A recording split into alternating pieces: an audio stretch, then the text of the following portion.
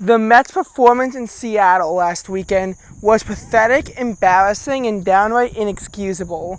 There was no reason why the Mets should be outscored 22-1 by one of the league's worst offenses. A big reason why the Mariners came into the series with 56 losses and will be leaving the series with 56 losses because the Mets got swept. This whole trip has been downright embarrassing for the Mets.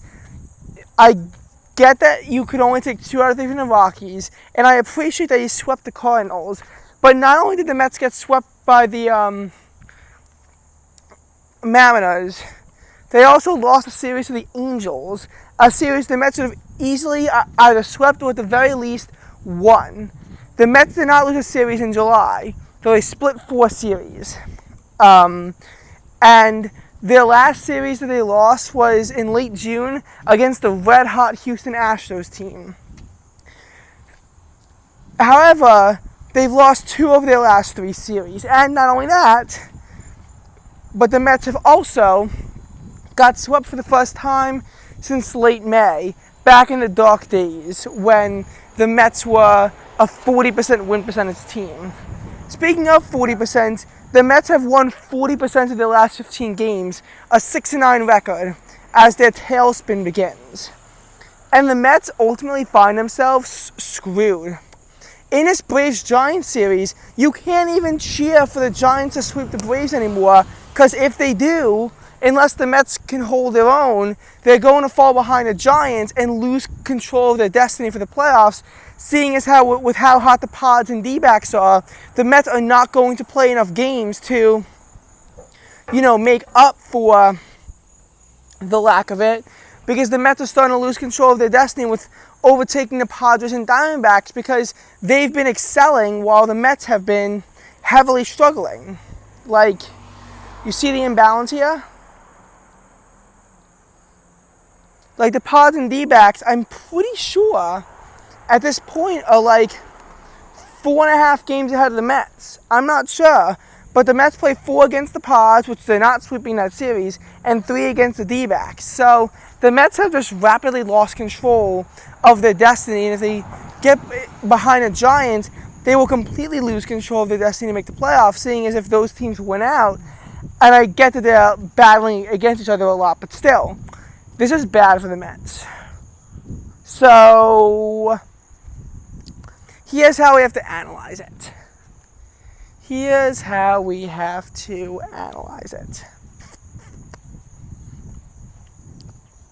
Looking at the Mets had a series that would face a lot of travel and they'd be exhausted. However, this whole road trip stems from a lack of effort from the players. The players are not showing up in big moments. They're not stepping up when a team needs them most. There's no clutch actions happening. The Mets used to be one of those teams that you could consider to be clutch. Even in May, when they were 9-19 and had the same record as the horrible White Sox during that month, at least they were able to get wins clutch, which is losing at the end of the game. May 30th is a good example when the Mets finally started to get a lot better. They were able to, down 3-2 in the bottom of the 8th, maybe tied 2-2, I don't know. They were down 2-0 and they were able to get the go-ahead run in the 8th. May 26th against the Giants. I mean, that series was horrible, but they were down 3-1 in the bottom of the 9th and they won that game. So the Mets have been able to step up in clutch time previously. But now they just, can't at all. Their last win that I would consider to be clutch was July 7th against the Pittsburgh Pirates, when they were down 3-2 and at their final out in the top of the 9th with bases loaded, down 2-1, and Lindor hit the go-ahead run to make it 3-2, and the Mets won. I guess technically their game against the Rockies was clutch because they were tied 2-2 and Lindor was able to hit the go-ahead run, and also Jeff McNeil's single in the Braves in extra innings that put the Mets in front. But the last time they were down behind late in the game and they came back and won was July 7th against the Pittsburgh Pirates. Once the Mets either have to establish themselves early or they're going to lose games, it seems like. And, you know, that's obviously annoying for obvious reasons.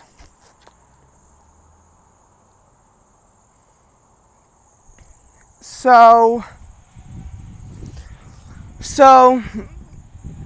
first we're going to dissect why I think the Mets are going to have very difficult times on their homestand and on their road trip. And then we're going to discuss why I think that not only is the season over, why I think the Mets could still finish the losing record. The main issue is that the Mets homestand, you're playing against Oakland, Miami, and Baltimore. Baltimore is one of the best teams in baseball. They're 70-49, which is tied for like the best winning percentage in the MLB. It's actually crazy how wide open the MLB is and how no team has a 60% win percentage right now, with the best teams being about a 59% win percentage. So it's really any taking for who's going to be the best team in baseball. And the best team in baseball at this rate is not going to be very good. I mean, winning 60% of the games requires winning 97, so we could see the best team in baseball have only 95 or 96 total wins. That's not that much.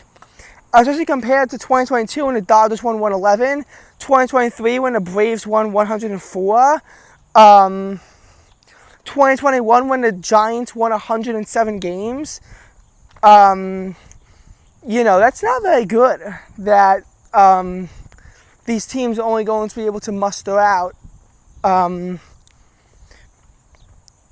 you know, like 95 wins.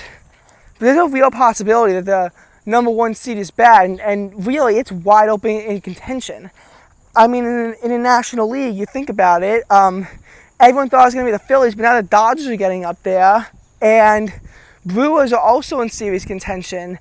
But then you expand further and you realize that with how much the Padres and Diamondbacks have encroached on the Dodgers, if you're a Mets fan, you really got to start adding the Dodgers to the teams you have to scoreboard watch, because more likely than not, the Padres or Diamondbacks are going to be winning the NL West, and the Dodgers are going to be a wild card team. You gotta pray on the Dodgers' complete demise in that case, and the Padres and Diamondbacks have a chance of getting the 1C too. You know, I think the Mets and Braves at this point are pretty much out of it because they keep sucking, but that's 5 teams in serious contention for the 1 seed. I mean, that's just crazy to think about. And the possibilities really remain endless for the National League West to send 4 teams to the playoffs if the Giants can hold on. So, as for this homestand, we discussed how Baltimore is the best team in baseball. It's going to be tough to beat them. Then you have Oakland. Oakland is actually one of the hottest teams in baseball in the last month. They're not a team to be swept on. They beat up on the Angels and the Astros, 2 teams that the Mets had major difficulties against and ultimately, had their biggest struggles against until the Mariners, which I think will go down as the most embarrassing series all year, because not only did the Mets lose that series, they never even looked competitive. They scored 1 run and allowed 22. That is highly embarrassing and pathetic. You look at the AL West, it's the division that the Mets have really had some of the toughest struggles against. Some of the Mets' biggest battles came against AL West teams. Again, the Astros, the Angels, even the Texas Rangers, the Mets can only go 2-1 against at their best point in the season when they went 16-4 in the month of June. And the Rangers are not that good this year. You look at other divisions, and yes, the Mets might have struggled against those divisions, but the AL West just has a special place because the Mets didn't play them in the dark times. The Mets never played the AL West when they were, highly struggling in the month of May. And yet they still might come to a point where the AL West is the division that the Mets really have the hardest time against. The Athletics, again, not a team that's to be slept on especially if the Mets offense can't get going and can't wake up.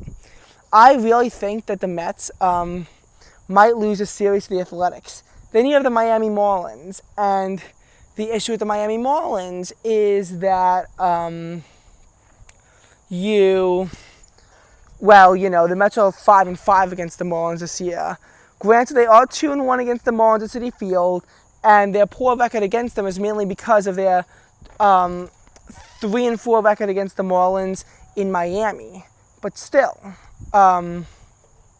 even though it's in New York, with the Mets are slumping, and you got to figure that the Miami Marlins, a team that's pretty much forced to punt on their season, is going to be playing teams unnecessarily close so that their starters can prove that they fit on the team. They are not going to make it easy whatsoever, considering they beat the Padres one game and made it very close to the other two. The Mets cannot sleep on the Miami Marlins, and I'm actually going to be going to one of those games. And then, of course, the Baltimore Orioles are the Baltimore Orioles. Oh, and by the way, the Athletics at 50-69 are still not technically out of it. They still got a chance. I mean, it would take a couple media strikes for them to do it. But if they can get on the Padres and Diamondbacks pace of winning, 80% of your games, if they can win 80% of their remaining games, which, for the record, they have 43 games left. If they can win 80% of those and get themselves up to 35 wins on the for the season, they're 85-77, and with the AL West not looking to be great, that might be enough to win that division. So the Athletics could make the playoffs. Not saying it's probable, but the A's are going to be playing as if every game is a must-win game, so that any shot that they have of making the playoffs is alive. Obviously, they have zero control of their own destiny whatsoever, because the best they can do is finish 93-69. But you got to figure the A's are going to be a tough team. Marlins, the Mets always have problems against the Marlins, and then the Baltimore Orioles are like the best team in baseball right now. And here's the thing for the Mets. With how everyone else is playing, the Mets on his homestand have to go 7-2, or at bare minimum 6-3, or their season is toast. Seriously, I'm not even kidding. If you look at how I think they're going to go, which is 4-5, that would drop the Mets to an abysmal 65-62. Putrid, embarrassing, and pathetic. At that point, they'd probably be completely out of the race, because they probably would have lost multiple games on the Braves, Giants, Cardinals. They have to jump several teams, and again, their magic seemed to only work once in June when they were playing relatively easy teams. You then look at the Mets and their road trip ahead. They're playing the Padres, Diamondbacks, and White Sox. White Sox, they probably take 2 out of 3, because for whatever reason, the Mets just cannot sweep AL opponents that aren't the Yankees. It's so annoying. But Padres and D-backs, that's going to be tough. The two teams with the most momentum, the teams that have an unlimited amount of devil magic against the Mets team that's probably going to be coming into this on a hard slump. I think that the Padres, the Mets can at least get the tiebreaker with the Padres. Not that it's going to really have much relevance, but they can at least get the tiebreaker, even though the Padres have the third easiest schedule remaining in Major League Baseball, get to beat up on bad teams, can beat up on good teams at will, and, have cemented themselves to potentially be the recipient of the National League West and the National League #1 seed. So, at the very least, I think that the Mets can get the tiebreaker and win one game. If they get clean swept by the Padres, pretty much no matter what their record on their homestand is, their season is over. Even if they go a perfect 9-0, I still think a sweep to the Padres would end their season. Though the Mets are not going 9-0. Even if the Mets go 7-2 and then get swept by the Padres, their season is pretty much toast. D-backs, they have 3 games.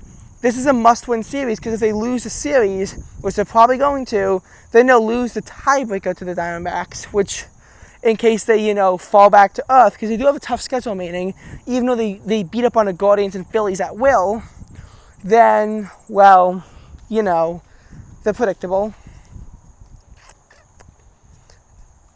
And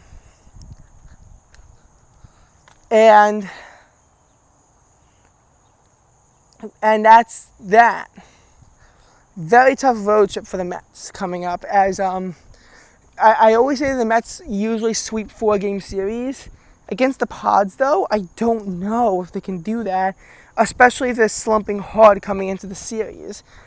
It used to be that we thought the Pods and D-back series would be great times for the Mets to gain games on them if they could win. They might need to win games simply to be fighting for their playoff lives at this point, because they could be severely underwater, especially if, you know, the Mets lose another game tonight. Which, shocker, they're probably going to. Then you have September. They got to play the Brewers again. They have to play the Braves one last time. And we know how Mets series against Atlanta always work in September. And they got to play 7 games against the Philadelphia Phillies.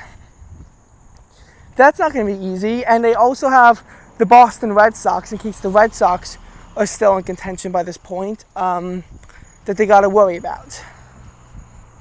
So, again, it's not looking kind for the Mets. They could fall to a losing record technically as early as August 16th. I might be going into Citi Field on Saturday with the Mets having a 65-66 record. Like, that genuinely is a possibility that I go into the stadium with a losing record. I highly doubt it. But there's a possibility that I walk into Citi Field and the Mets are already down to a losing record. The Mets, more likely, I think, could maybe take 2 or maybe even 3 out of the first 4. They got to take 3 out of the first 4 games. I don't know, though. The Mets do seem to be playing better on weekdays, but on the weekends, the Mets have been really bad. I think the Mets are going to lose in front of me. I mean, you look at their last weekend games, they lost. Their last 6 weekend games they played. More problematic is Sunday. Their last Sunday win was their July 7th clutch win against Pittsburgh. Since then, the next 2 Saturdays, the Mets won, but they've lost the Sundays. The Mets' struggles on weekends cannot be overstated in any fashion. And now as for the blame, who can really be blamed for this? I think the blame goes down to a lot of players. First of all, Brandon Nimmo quit on his team after not being named an All-Star. Honestly, Brandon Nimmo should, I'm going to say it, designated for assessment with how poorly his play has been. He was hot for a few months, but other than that, utter garbage, and he's holding his team back. I think that Brandon Nimmo is a player that you need to get rid of in the offseason, or potentially even designate for assessment now. And I can't even believe I'm saying this about a guy that people wanted to be in the All-Star game, but Brandon Nimmo is not an All-Star. He is not a player that I want to see on the Mets anymore. And I am being serious when I say that. He has not hit a home run since July 10th. July 10th. And is a big reason for the Mets' struggles.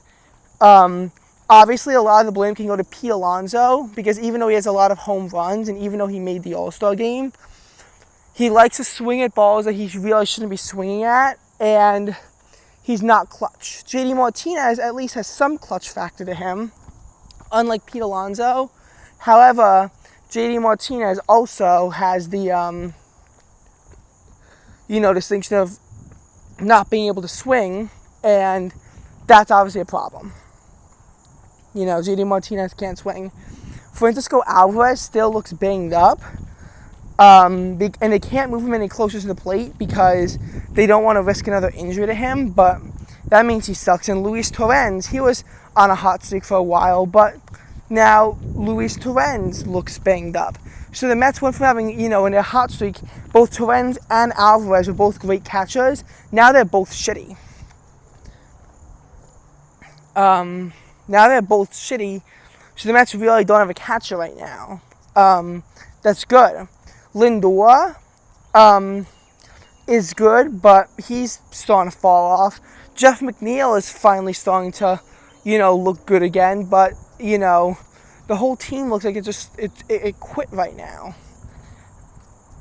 This is really bad for the Mets. They want to make any sort of a postseason appearance. Their whole team just flat out quit on them in the Seattle series, and they look completely undisciplined under the leadership of Carlos Mendoza. They should be facing sanctions right now. They should have amenities taken away, stern talking tos. They need to be lectured at how they played in Seattle was unacceptable, and yet Mendoza won't do that. He's too calm. He won't inject spirit. The whole reason why they were on this hot streak anyway was because Francisco Lindor injected spirit into the team, and there's only so much Lindor can do, even though he truly is a leader in every sense of the word. I think that Francisco Lindor deserves better than to be on the Mets. And I do hope that if he is released in the offseason, that he can finally be on a team that's going to have success. Because the Mets have just been completely embarrassing and useless, in this series. As for